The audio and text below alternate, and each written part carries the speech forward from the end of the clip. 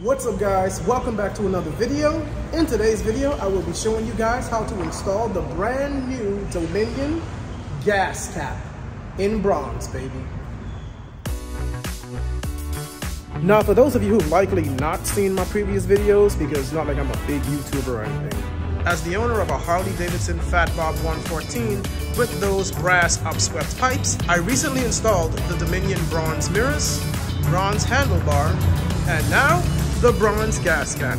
So the first thing you guys want to do is you're going to take your old gas cap and you're going to turn it to the left, lefty-loosey type thing, and you're going to remove it. Then you're going to take that bronze gas cover, you're going to put it in there, and you're just going to turn it righty-tighty. You're going to hear some clicks, and voila! And that's it.